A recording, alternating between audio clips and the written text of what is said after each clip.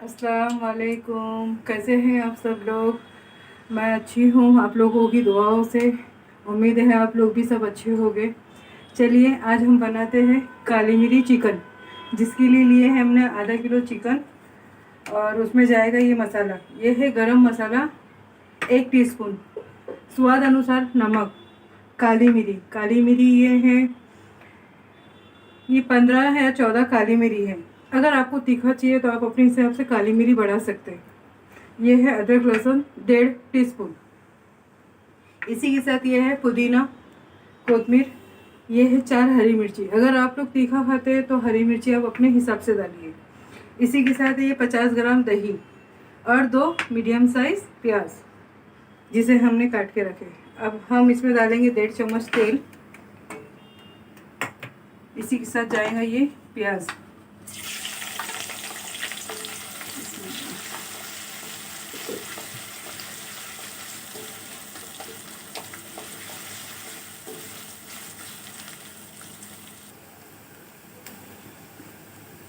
अब हमने प्याज ये चुना, इसी के साथ हम डालेंगे अदरक लहसुन।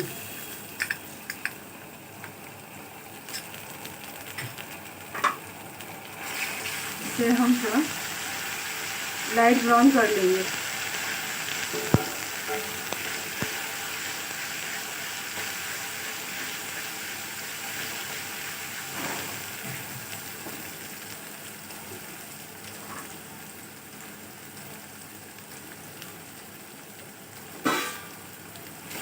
चलिए हमारा हो गया लाइट ब्राउन। अब हम डालते हैं इसमें चिकन। बिस्मिल्लाह।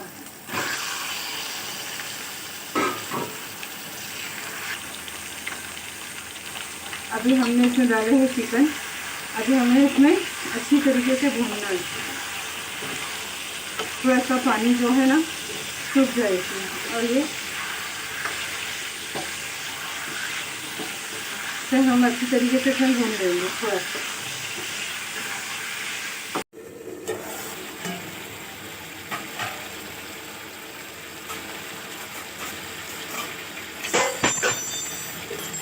चलिए अब इसमें हम डालते हैं अपना मसाला। देखिए ये अच्छी तरीके से भुन चुका है।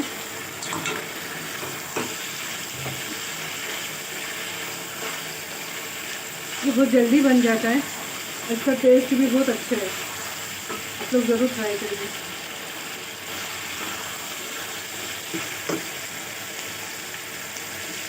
अब हम डालेंगे इसमें मसाला। ये है काली मिरी, गरम मसाला, नमक, ये है हरी मिर्ची। अब हम इसे अच्छी तरीके से भूनेंगे। इसे अच्छा भून लेंगे।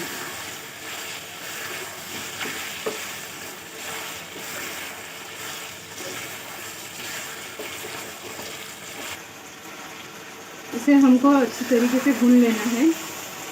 देखिए इसे जितना अच्छा भुनेंगे ना तो अदरक लहसुन की स्मेल जो है वो नहीं आएगी। अब हम डालेंगे इसमें दही। दही को भी हमें इसमें अच्छा मिक्स करना है और फिर इसे अच्छा भुनना है। 10 से 5 मिनट इसे अच्छी तरीके से भून लीजिए। देखिए हमने इसको अच्छी तरीके से भून चुके।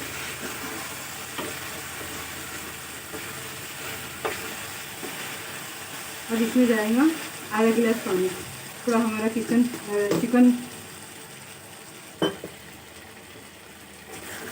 अब हम इसमें डालेंगे 1 गिलास पानी।